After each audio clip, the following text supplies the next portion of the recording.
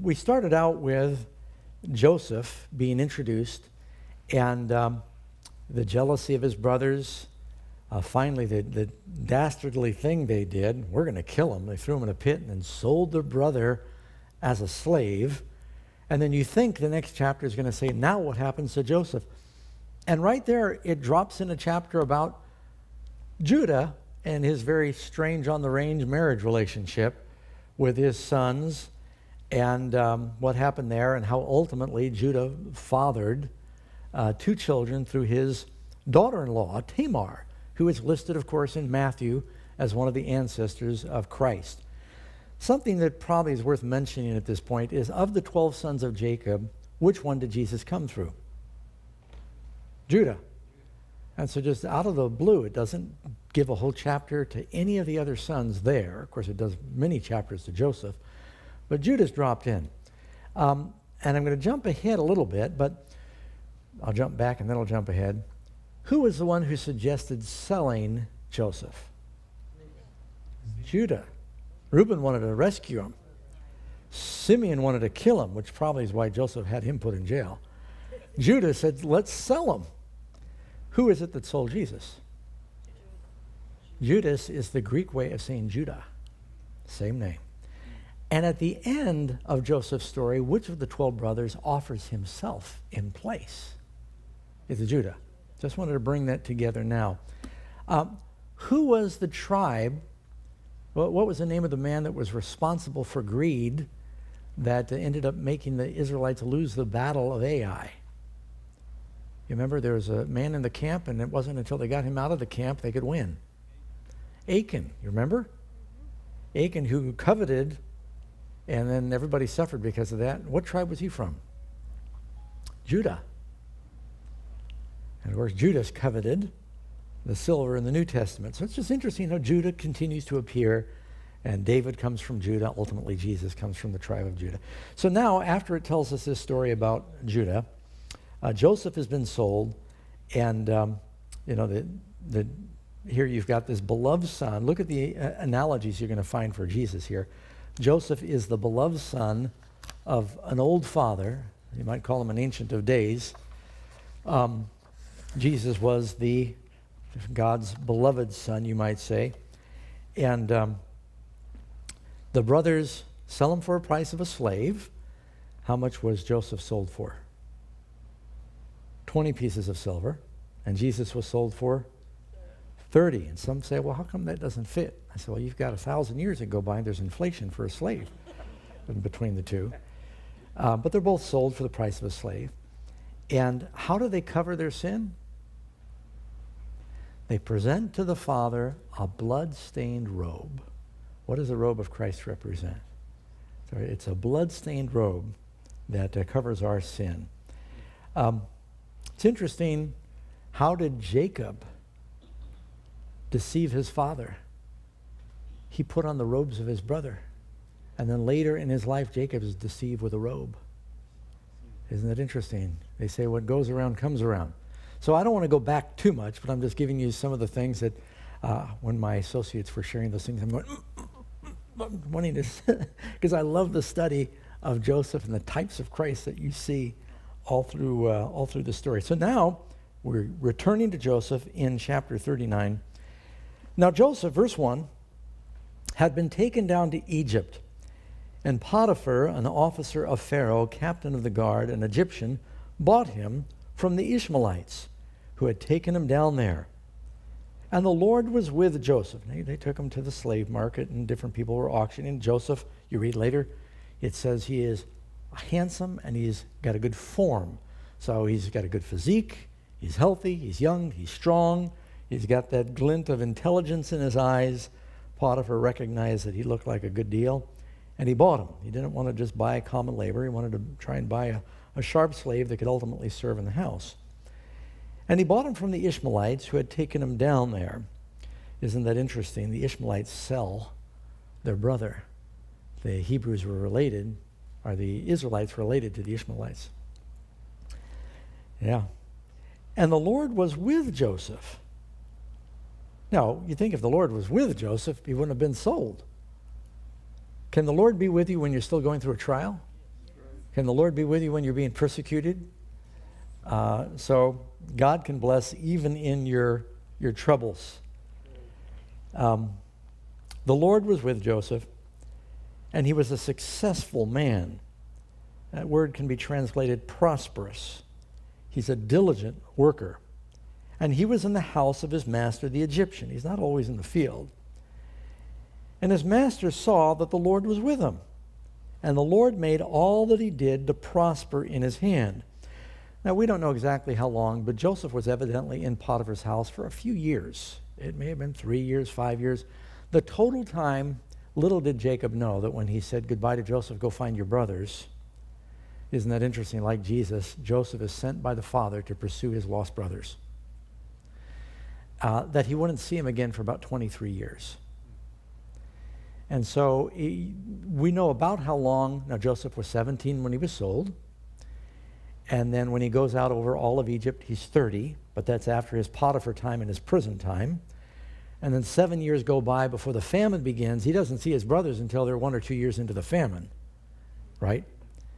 And I think it's a couple of years because he tells his brothers there are still 5 years of famine left. There was going to be a total of 7. So you do the math, and it was approximately 23 years. So he's a few years in Potiphar's house, enough for him to notice that everything he's doing, he plants the crops, they all prosper, he organizes, he counts them. He's just a very diligent worker. The Bible says, Proverbs, that diligent people will stand before kings and not mean persons. And his master saw the Lord was with him, and the Lord made all he did to prosper in his hand. So Joseph found favor in his sight and served him. Now, how many times do you find Hebrews finding favor in pagan lands? Can you name a few? Daniel found favor with the prince of the eunuchs. There's a very beautiful lady, Esther. So she found favor with the one in charge of the king's concubines. I forget what the name was. But you'll often notice that when they go into these countries that God gives them favor. So Joseph found favor in his sight, and he made him overseer of his house, and all that he had he put under his authority. So it was from the time that he made him overseer of his house and all that he had, the Lord blessed the Egyptian's house for Joseph's sake. Now, what comes through your mind when you think of someone being blessed for the sake of another? Whose name do we pray in? Jesus. Do we ask God to bless us for Christ's sake, for the sake of his son? Joseph is the beloved son of Jacob, and he's a Jew. And did God bless the children of Abraham? The Bible says, those that bless you will be blessed. Isn't that what God said to Abraham? Potiphar is blessed for Joseph. Now, you kind of always wonder what happened to Potiphar's substance after Joseph was thrown in jail. It's like, did his stock market fall out right about then? He was blessed when Joseph was with him. Thus he left all that he had into Joseph's hand, for he did not know what he had except for the bread which he ate. So far it's looking like things are picking up. Joseph is noticing, hey, maybe it won't be so bad being away from home, being in captivity. And Joseph probably, when he was first taken as a slave, is thinking, my brothers nearly killed me. I'm not so sure how big a hurry I am to get home. Two things were on Joseph's mind during this time of exile. It comes out later. One is he deeply missed his father. What are the first words that Joseph asks when he finally reveals himself to his brothers? Does my father yet live? What's the other thing that's on his mind as he interviews his brothers? His Benjamin. He says, I'm not giving you any more food until you bring down your youngest brother. So, again, I'm jumping ahead, but he's asking that because the thing that was on Joseph's heart, he was afraid to go home. I mean, he could have probably sent out letters and had them mailed or, carried by messenger back or something and said, hey, come redeem me. I've been sold into slavery. Because his brothers might do him in. His father was old. So he's enduring his separation and his exile. And things are picking up. But it came to pass. Now Potiphar says, boy, everything he touches is blessed. Now, I don't believe in luck. But I've met some unlucky people. And I've met some people that are blessed. Now, there's some unblessed people. You know what I'm talking about? Yeah. It's just some people, it seems like, and usually it's because of something going on in their life where the blessing of God is not on them. And it just seems like things are always spiraling sideways. Now, sometimes folks go through trials like Job. Don't misunderstand. Good and evil comes to everybody. But some people are blessed, and I've seen it. They're diligent. They try to live with integrity, and God blesses them. And then I've seen some people that, for whatever reasons, a couple of times Karen's heard me counsel our kids. I'd say, don't hang around that person. I said, they're bad luck. And the boys know what I mean by that.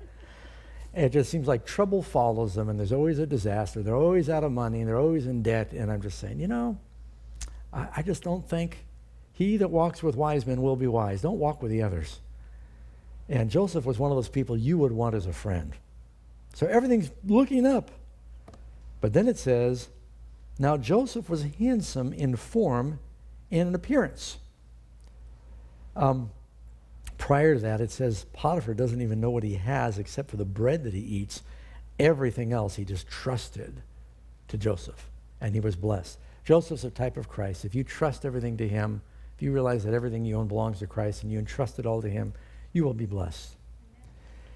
But then it goes on, and it says at the end of that verse, now Joseph was handsome in form and appearance. Who else does it say that about?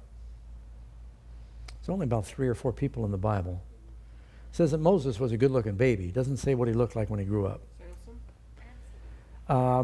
Absalom was good-looking. But, it particularly says Rachel was beautiful of form and face, but Leah was tender-eyed. So it's saying that Joseph is a very handsome young man in form and appearance, in his stature, in his physique. And here's this young man in his prime. He's working around the house, and Potiphar's wife took note of him. And it came to pass after these things that his master's wife cast longing eyes on Joseph, and she said, lie with me. Now, that can't be misunderstood. And this is one of the few times in the Bible, there are a couple of times, there's only a couple, where it shows a woman being the aggressor in intimacy. And she was extremely aggressive as you read on. Master's business probably took him not only away from the house during the day, but sometimes he's a captain of the guard. He might have been out on a mission. And this was a test. And she said, lie with me. Now, how do you respond to something like that? Think about that for a moment. This is a woman who mingles with the palace officials. And Potiphar probably didn't, he may have married a trophy wife. Let me just put it that way. And so she may have been attractive. And he could have thought, look, if I hurt her feelings now, there's a proverb. It says, hell hath no fury like a woman scorned. And he might thought, well, she might really not take it well if I said, you're ugly, I'm not having an affair with you. I mean, that's how she could take it. And he's saying, oh boy, what do I do in this predicament? Then again, if he's found out, he'll be killed. But Joseph's reason for refusing her was not because he wanted the benefit or he was afraid of the punishment. He was concerned about what God would think, which tells you that Joseph, through probably Rachel until Benjamin was born and Rachel died, Rachel had impressed Joseph with very strong values of integrity and morals. I remember talking to a very cynical woman. She had had some bad experiences with men. And she said, every man could be had. I said, sister, I don't agree with you. And Joseph is exhibit A. Can you think of another man in the Bible? Isaac. And do you remember where Job said, I made a covenant with my eyes. Why should I look upon a woman? And so there are examples of men that had integrity. Joseph, he refused to be with her. It came to pass after these things, she cast longing eyes. He refused, and he said to his master's wife, look, my master doesn't know what's with me in the house, and he's committed all things to my hand. He trusts me. And there is no one greater in this house than I, nor has he kept back anything from me but you, because you are his wife. How can I then do this great wickedness and sin against God? You know the other person that popped into my mind? Uriah the Hittite. Have you ever thought about that? He's married to Bathsheba, who was like the beauty queen. So beautiful that David didn't think he could live without her. And it says Abigail was beautiful too. He had beautiful wives. And Uriah had the right to go home, but he had made a covenant to the Lord that until the battle was won, he wasn't going to be a bad example for his men. And he said, look, when the battle's won, I'm not going to go home, spend the night with my wife and eat, at feast, and then go tell my men who are out in the field and the ark's out in the field. He said, it's not right. He evidently had self-control. So Joseph says, I can't do this. How can I do this great wickedness and sin against Potiphar? Is that what he said? Sin against God. Can't hide from God. So it was as she spoke to Joseph day by day. Oh man, that's got to be tough.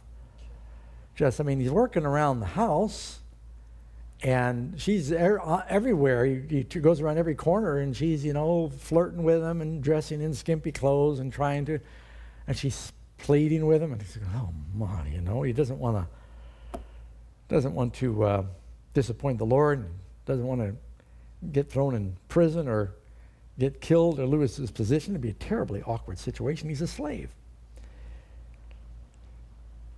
How can I do this wickedness? She spoke to Joseph day by day. He did not heed her, to lie with her, or to be with her. How does the Bible say we should respond to temptation in the book of James? It says, resist the devil, he'll flee from you. But here you got a place where the devil's fleeing after you.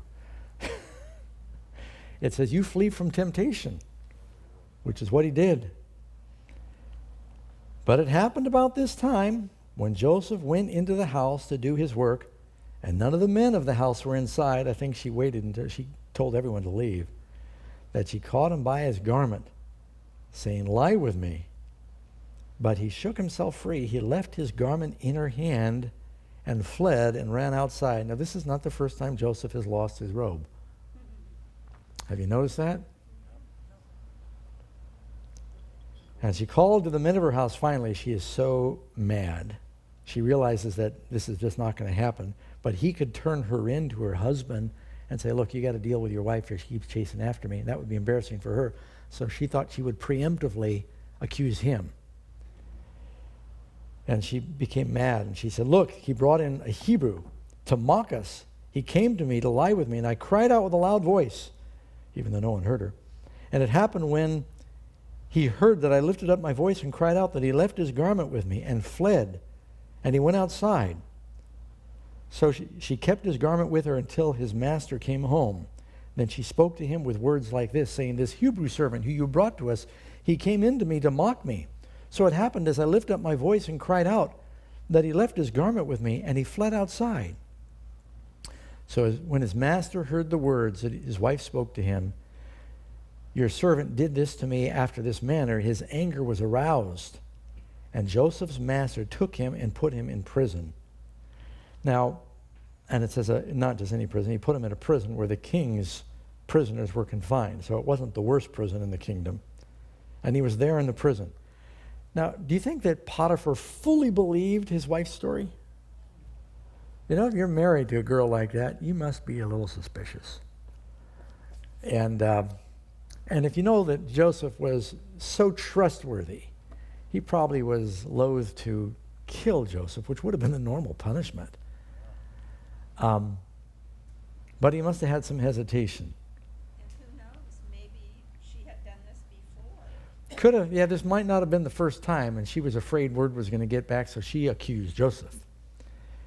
And to save face for his wife, he had to do something. He couldn't just, leave it unpunished. So he put him in the king's prison, and Joseph was there in the prison. Now, if you're Joseph, and here you're just being a good old boy, first you get these dreams. God says, I got a big plan for your life. The sun and the moon and all the chiefs are going to bow down to you. But then you're thrown in a pit, you're stripped, you're sold as a slave. Then when things start to look up, now you're falsely accused, and you're betrayed. by this person you're serving and thrown in jail. I think that he was feeling pretty low, but it's going to go a step lower. The Bible says, be careful, verse 5. Do not trust in a friend. Do not put your confidence in the company. Guard the door of your mouth from her who lies in your bosom. Yeah. He's quoting from, was that Proverbs? No, be careful. Be careful. Mike, M-I-C-H. Micah? Micah, okay. The book of Micah. All right, well, let me get back to this. We still got another chapter to cover here. And so he's put in prison. And I think he was probably saying, I don't know how things could get much worse. He probably could have died. You know, that would have been the next step. But I'm thinking he's pretty low. I would be. And the keeper of the prison committed to Joseph's hand all the prisoners. Oh, no, wait, I backed up here. Go to verse 20. 21. But the Lord was with Joseph and showed him mercy and gave him favor in the sight of the keeper of the prison. Can God show us mercy in prison? I was just reading today in Acts where Paul and Silas are thrown in a Philippian jail. And in prison they say, you know, Lord, we don't know why we're in prison. We cast out the demon out of that girl. And we were just trying to do the right thing and set her free. And here we're beaten and we're put fast in the stocks. But they said, Lord, you got a plan. And so they sing and praise God in prison. God sends his angels and sets them free. God was with them in the prison. Was God with John the Baptist in prison? I mean, it didn't end well, but God was with him. Was God with the apostles when they were put in prison? And the angel of the Lord said, go back to the temple and preach. And was God with Peter when he was in prison? He came and opened the doors and set him free. God sees his people in prison. Does Jesus say, I was in prison and you came to me? So maybe the Lord wants to be with those in prison through us too.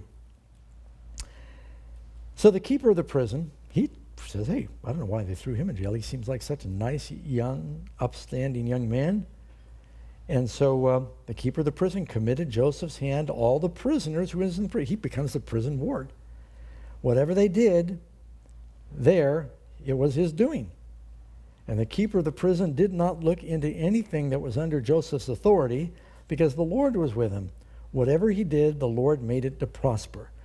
Boy, it's telling you just everything that Joseph does, he's successful at.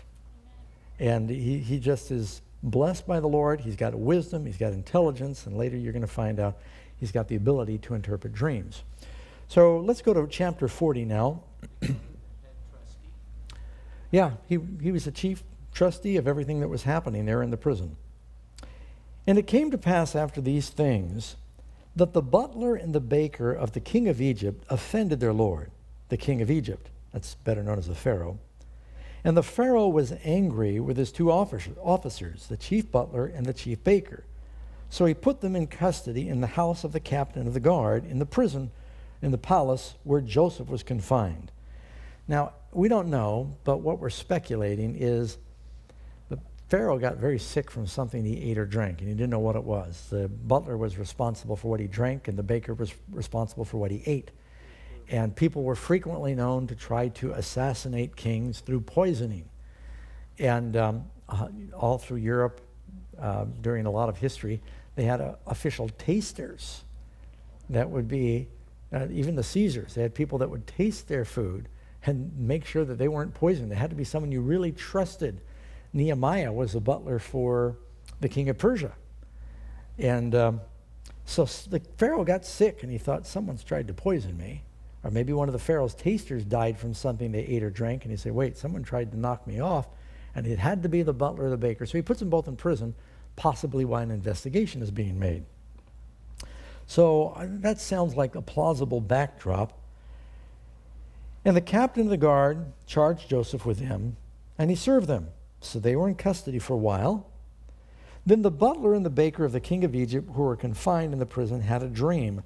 Both of them, each man's dream in one night, and each man's dream with its own interpretation. And Joseph came into them in the morning, and he looked at them, and he saw that they were sad. So he asked Pharaoh's officers who were with him in custody of his lord's house, saying, "Why do you look so sad today?" See, he cares about how they feel. And they said to him, "We have each one dreamed, and there's no one to interpret it." So Joseph said, "Do not interpretations belong to God? Tell them to me, please." Then it's interesting. Joseph says, "I've had dreams too." And like Daniel, there's only a few people in the Bible that had the ability to interpret dreams.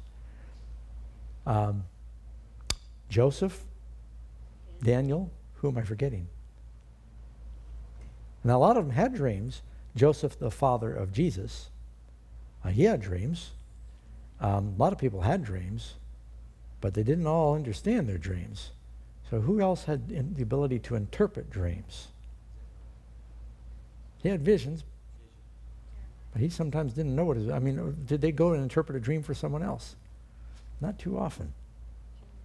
Jeremiah, he was like the prophets. He had apocalyptic visions, but it's not like he went and interpreted somebody's dreams. Does the Bible say in the last days that he'll speak through dreams? Joel chapter 2, people will dream dreams. Any of you ever have a dream you felt like was from God? You ever have a dream you felt like it was from the devil? Any of you have a dream you felt like it was too much popcorn or pizza or something? The Bible says dreams can come through a multitude of business. So Joseph, he seems to have an understanding of what some of these divine dreams are. Some dreams are supernatural in nature. Most dreams are simply your brain rebooting after the events of the day. That's why if you spend your whole day, chopping onions, you may dream about onions. You've all had those experiences, right? Where the dream had something to do with what you were doing during the day. But this was supernatural dreams that these two people had. And Joseph said, "Tell them to me, please." Verse 9, chapter 40 of Genesis, verse 9. Then the chief butler told his dream to Joseph, and he said, "Behold, in my dream a vine was before me, and in the vine were 3 branches.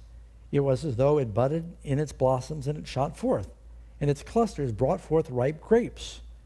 Then Pharaoh's cup was in my hand, and I took the grapes, and I pressed them into Pharaoh's cup, and placed the cup in Pharaoh's hand." Look at the direct line between the grapes and the hand of Pharaoh, so that nobody's going to poison the Pharaoh. It's going right from the grape to the butler to the Pharaoh, showing that he's faithful.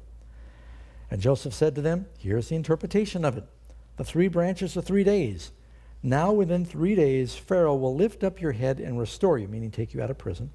"Lift up your head and restore you to your place, and you will put Pharaoh's cup in his hand according to the former manner when you were his butler. But remember me," he makes a plea. Joseph was so confident this was going to happen, he actually tells him how to act when it happens. "Remember me when it is well with you, and please show kindness to me.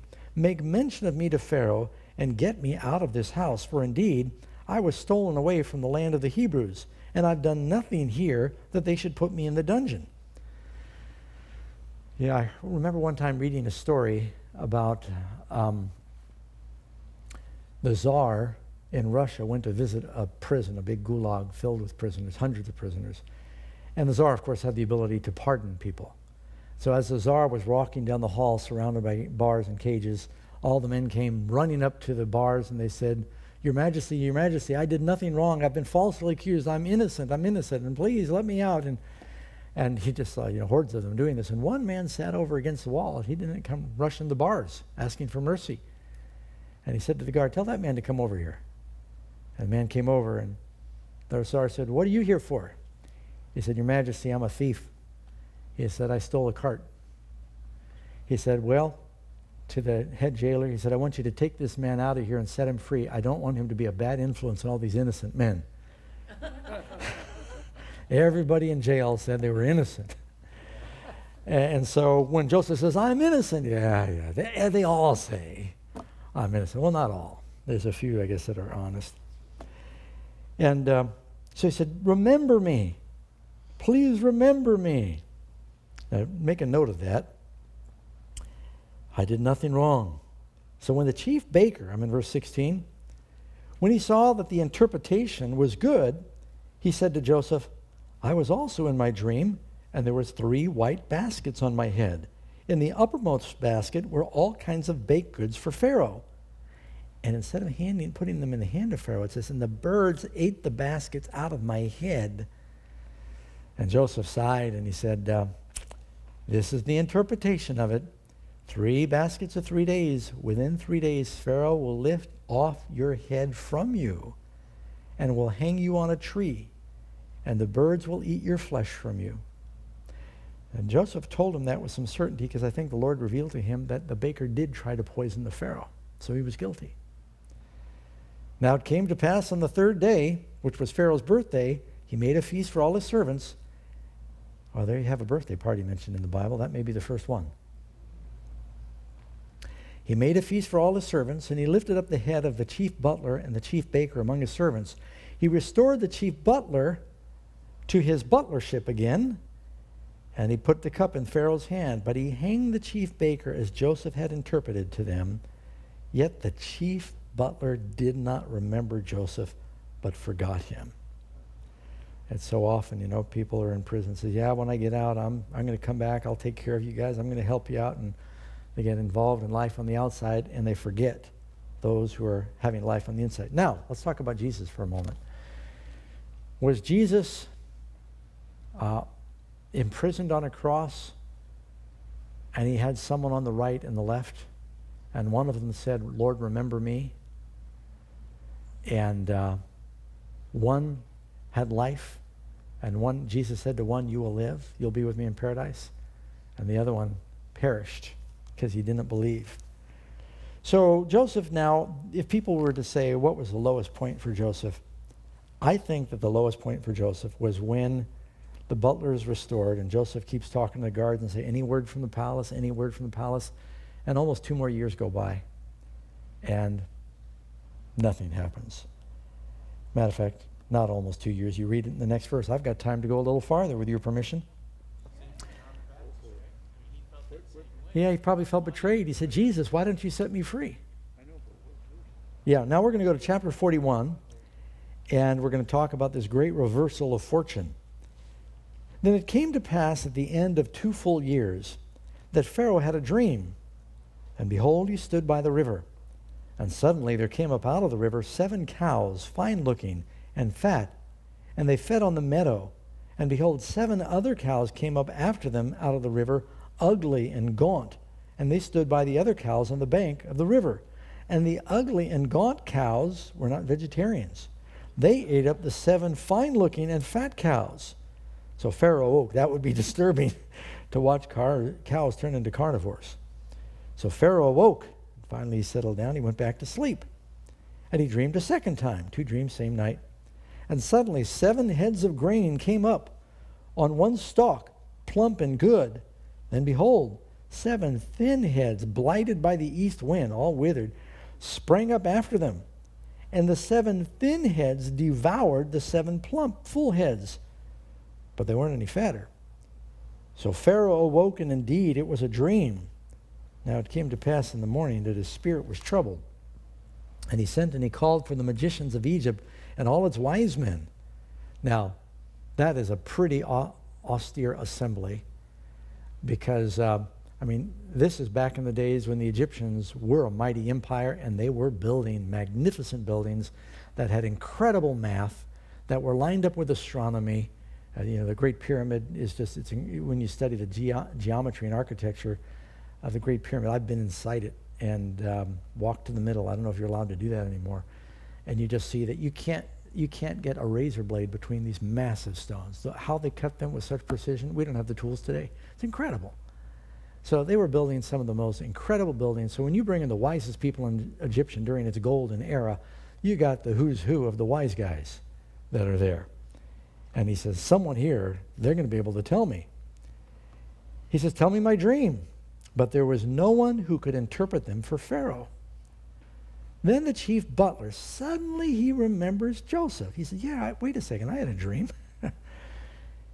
The chief butler spoke to Pharaoh saying, I remember my faults. He thought, I promised that guy I'd talk to you, but I never did.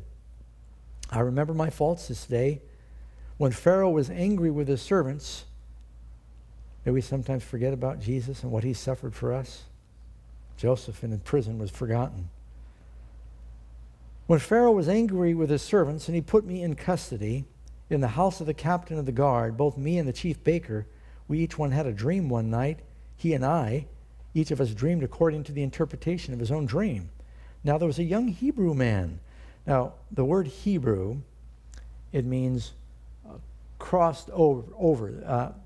They were descendants of the tribe of Eber, or the man Eber, and from Shem. And they became known as the ones who crossed over the Euphrates. And so the Hebrews, that's what that name meant. You notice Joseph is not an Israelite because Israel's not born yet. I'm sorry, Joseph is, he's not a Jew. They didn't have a Jewish nation. They didn't quite call them Israelites yet because Jacob he had one generation of sons. They always thought of them still as Hebrews. There was a young Hebrew there, I'm in verse 13 or 12, servant of the captain of the guard. And we told him, and he interpreted our dreams for us. Each man he interpreted according to his own dream. And it came to pass just as he interpreted for us, it happened. He restored me to my office, and he hanged him. Then Pharaoh sent and called Joseph, and they brought him quickly out of the dungeon. And he shaved and changed his clothing, and he came to the Pharaoh. Now this is an amazing thing. First of all, is shaving a sin? You might be wondering why I'm saying that. Nothing against those of us who have beards. But I actually, when I was a young Christian, I got mixed up with a group of folks that were studying the Bible, and they said it was a sin for a man to shave. And they were part of a group called 11th Hour Adventists. I don't know if any of you ever heard of them. I think they're extinct now. And they were all hung up on how, well, there are some people, feast-keeping Adventists, and they think that because there's that verse that says a man shall not mar the corners of his beard, that every man should have a beard.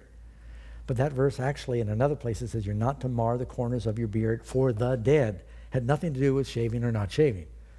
So Joseph shaves before he goes before Pharaoh.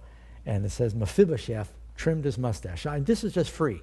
Some of you are wondering if it's a sin to shave. I just want to let you know it's okay to shave. I would rather grow a beard. Karen doesn't like it, but because it's the easy way to go. But just how much time my life I spend shaving, it's just not worth it. Anyway.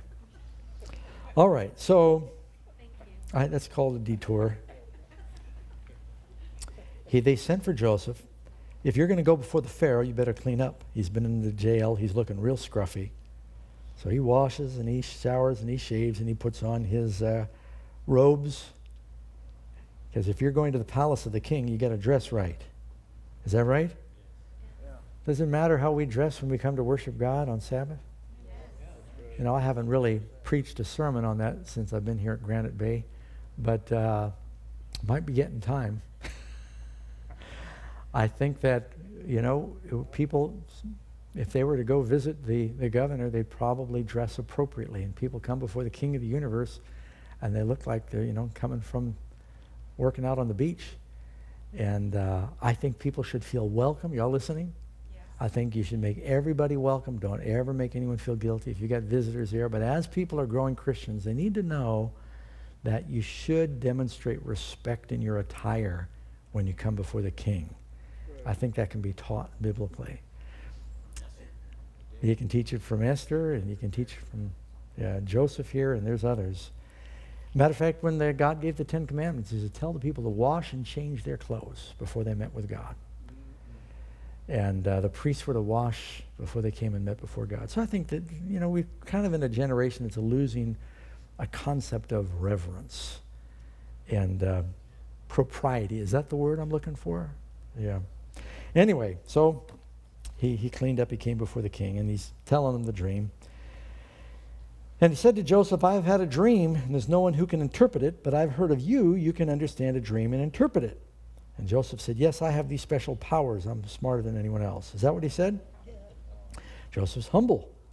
Joseph answered Pharaoh, saying, it's not in me. God will give Pharaoh an answer of peace. When Daniel came before Nebuchadnezzar, he said, you know? He says, I don't know, but there's a God in heaven. They gave the glory to God. Yeah. Just a quick thought on that. What a temptation that was, I think. Joseph, here he is before the king and Pharaoh, and how easy would it be for him to try and take some of the glory that he has this great wisdom. So he can get out of jail. Yeah, it's like Daniel. He could have said, Yeah. He just trusted in the Lord. He did. He said, Lord, if this is going to be your plan. I think Joseph, he had those dreams that had been with him for years. I kind of thought, when he got dressed up, as he's shaving, he's looking in the mirror and he's going, hey, I clean up pretty good. I wonder if this is where those dreams I had as a kid are going to come true. And so I think he was waiting to see what God was going to do in all of this. But you're right, he trusted the Lord. He said, it's not in me. Pharaoh, God will give Pharaoh an answer of peace. Then Pharaoh said to Joseph, behold, in my dream I stood on the bank of the river. Suddenly 7 cows came up from the river, fine-looking and fat. I think that word there is sleek and fat. And they fed in the meadow. And behold, 7 other came up after them, poor and very ugly and gaunt. Such ugliness as I have never seen in all the land of Egypt. And the gaunt and ugly cows ate up the first 7 fat cows. And when they'd eaten them up, no one would have known that they'd eaten them. They had worms, evidently. They're just as skinny as before. So I awoke. And then I saw in my dream, and suddenly 7 heads came up on one stalk, full and good. And then behold, 7 heads withered and blighted by the east wind sprang up after them.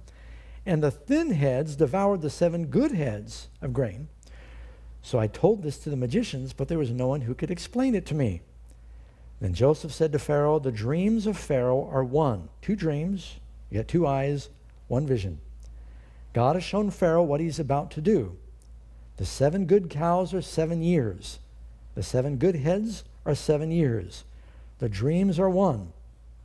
It's interesting how God gives these dreams in 7s.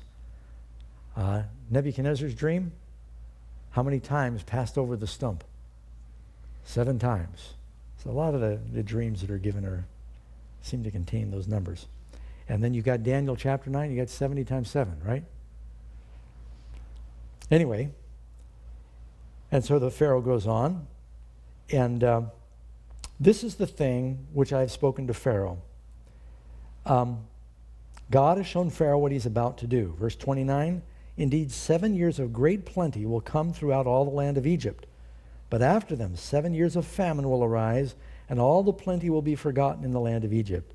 And the famine will deplete the land. So the plenty will not be known in the land because of the famine following, for it will be very severe. And the dream was repeated to Pharaoh twice, because the thing is established by God, and God will shortly bring it to pass. Now this is interesting.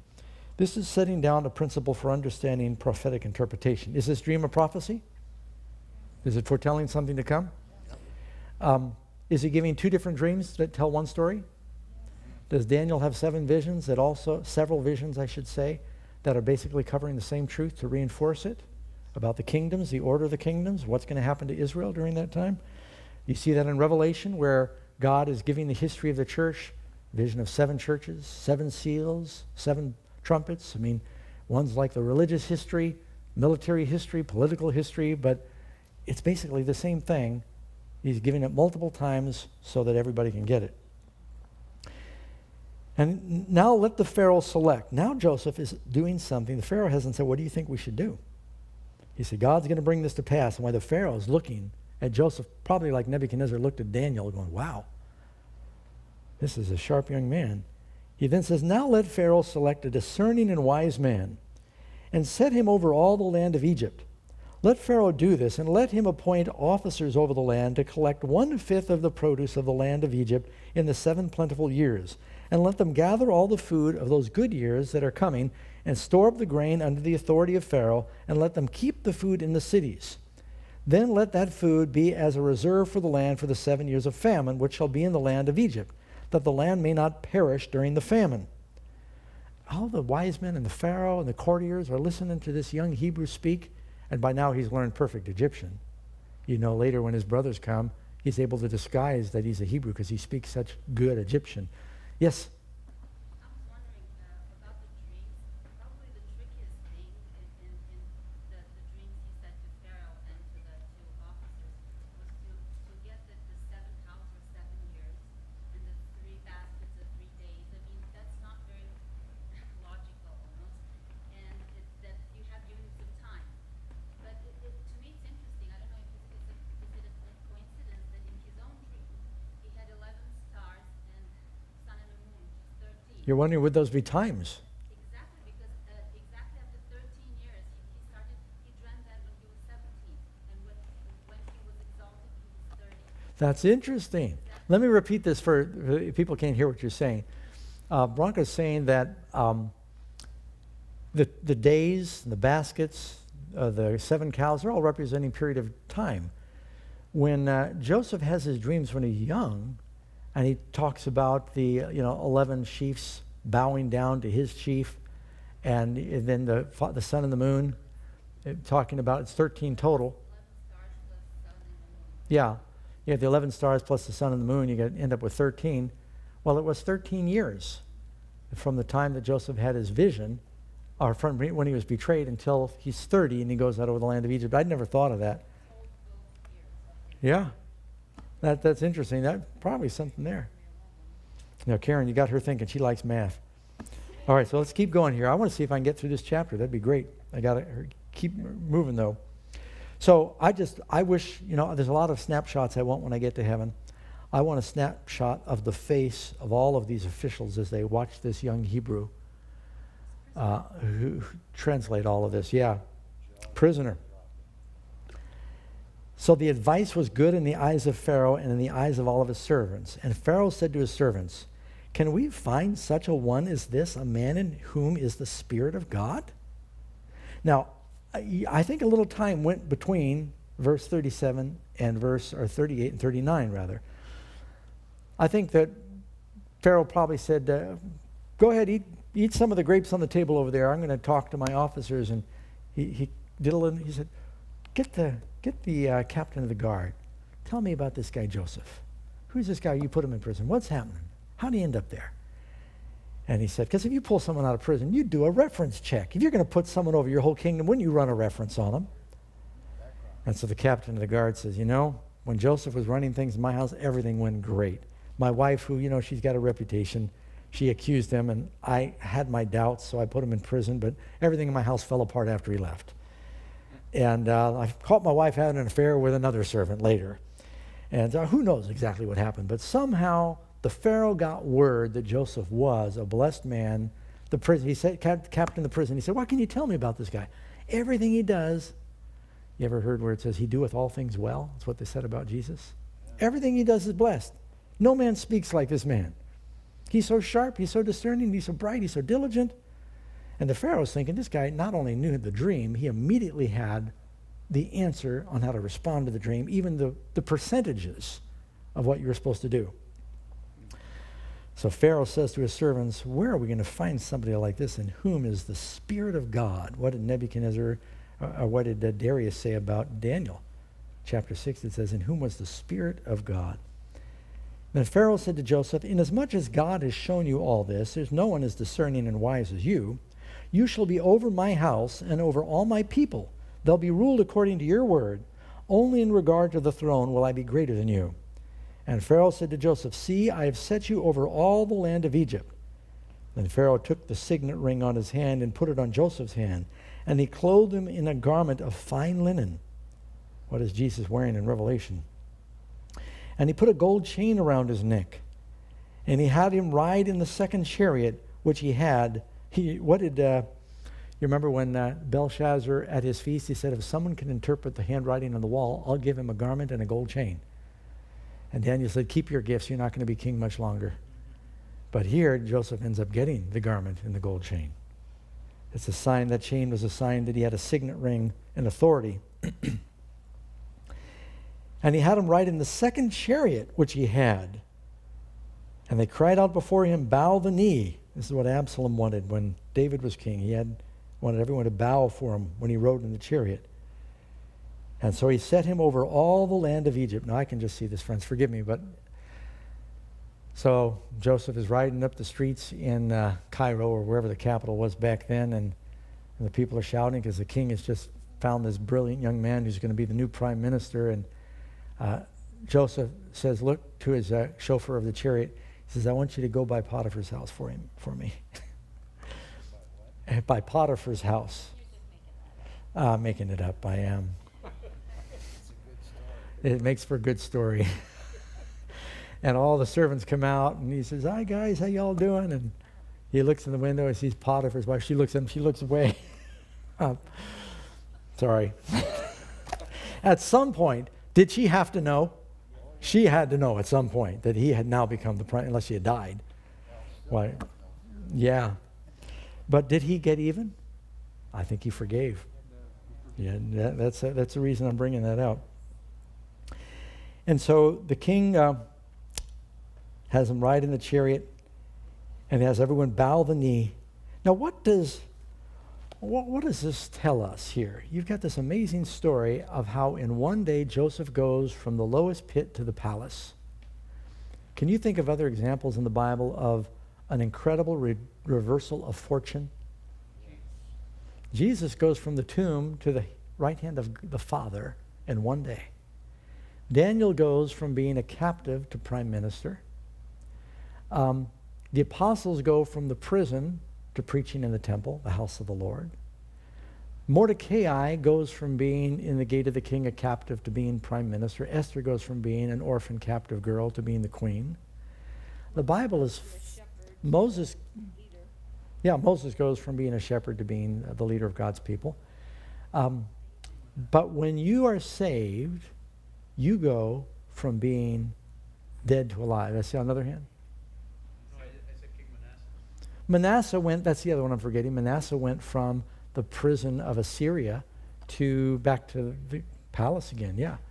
And then you've got Jehoiachin. The book of Jeremiah ends talking about the 37th year of the reign of evil Merodach. Jehoiachin had been in prison. First year of his reign, 37th year of Jehoiachin being in prison. He's brought from the prison of Babylon to the palace in one day and fed till for the rest of his life. Beautiful stories of redemption. So Joseph now has finally reached the zenith of what God had promised him, where he is, set over everything. He's just under the king in power, and just as Christ is just under the authority of the Father, willingly, in heaven. And all are bowing to him. So I think that's a beautiful, beautiful story here.